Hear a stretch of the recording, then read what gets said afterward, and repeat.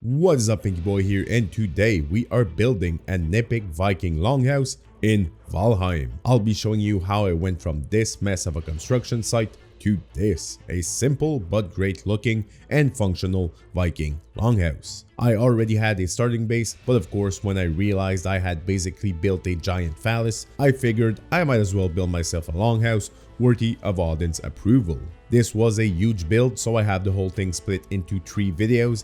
And right now, for this video, we are doing the framing and the roofing. Before we start, if at any point you find this video fun or helpful, hit that thumbs up and leave a comment below, and let's get right into it. I'll be showing you the key moments, the problems I ran into, and how I fixed them, so all you builders out there can use this information to build your own epic structures. So the very first thing I did was search Viking Longhouse on Google Images to get some inspiration, and I found this awesome 3D rendering of a longhouse. I immediately noticed that the framework and the general design of the structure would be easily replicable inside Valheim. And since this is my very first big build, I did want something I could make without too much headache. Then I built a rough concept in game just to see how to place the different pieces, how everything would line up, and what I would be looking at for the overall final size. Once I figured how I would have the foundations, the walls, the roof, and the offset parts lined up, I took a screenshot of it for later reference. The next step was to determine the dimensions of the building, so I checked how much space I had by laying down floor tiles and counting them.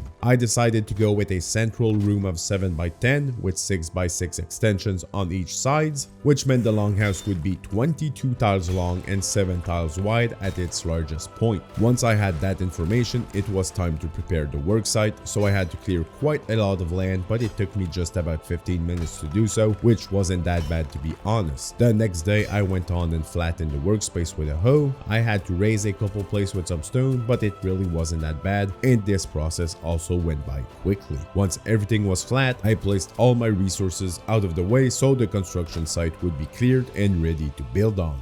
And finally, I removed everything that was in the way, so my initial prototype structure, my kilt and my furnace, and after all of this, I was now ready to start building the foundation. At this point, I had to figure out where the middle of the structure would be. I did this by laying and counting floor tiles on each axis.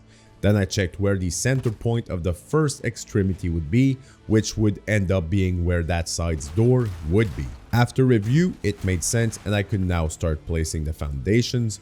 For the foundation pieces, I used half walls and small poles. So once I had the first piece down, I removed it and placed a new piece directly on the ground to make sure my foundation pieces were grounded. And from here, it really paid off to plan things ahead and have a rough drawing of the overall layout because it was simply a matter of following my plan. So I placed my half walls and I placed small poles every 2 wall length.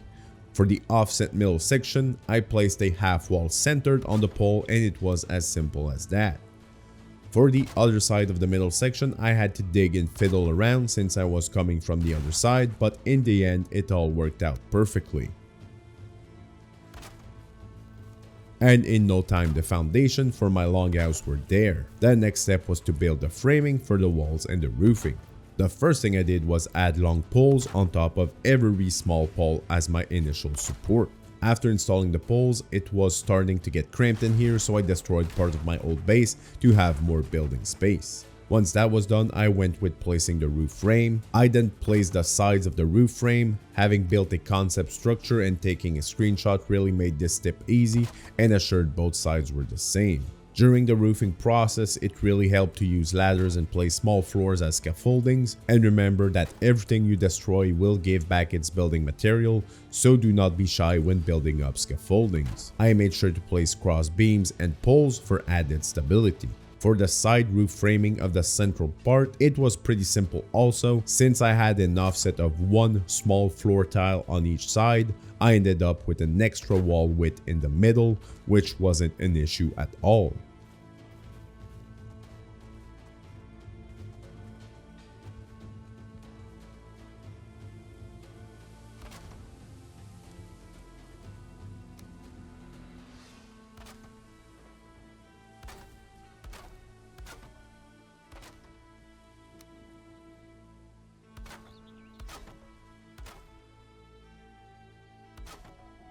Then I went on to build the inside portion sidings. Again, I made sure to have as much cross beams as possible to have good structural stability.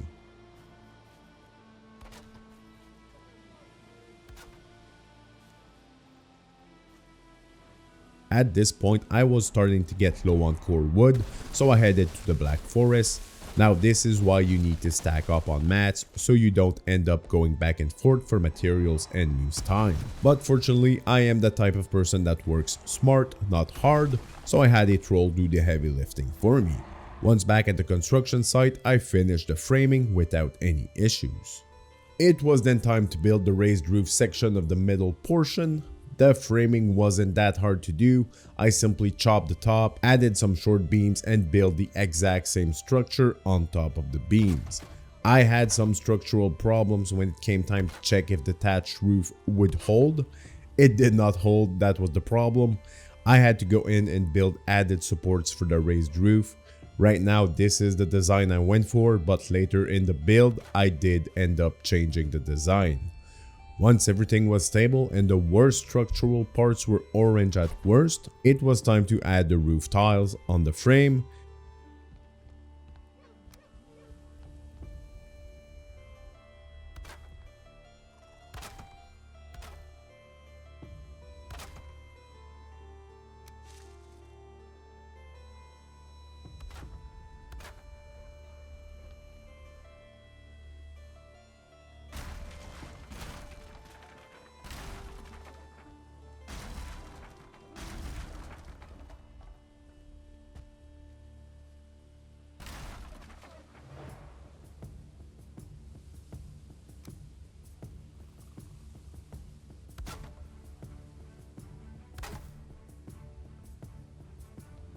This went down without a hitch and I was done in about 15 minutes. And there you have it, how I built the framing and roofing for my Viking longhouse. In the upcoming videos, we will look at how I did the floors, the walls, and the interior layout. And further down the line, we will look at finishing touches and how I made the exterior look like a lived-in Viking settlement. If you've enjoyed this video and want to see more, please take the time to subscribe, like this video, comment below, and share. Also, do not forget to look in the pinned comment for a link to my Discord. Again, thanks for watching, thanks for your support, and I will see you in the next one.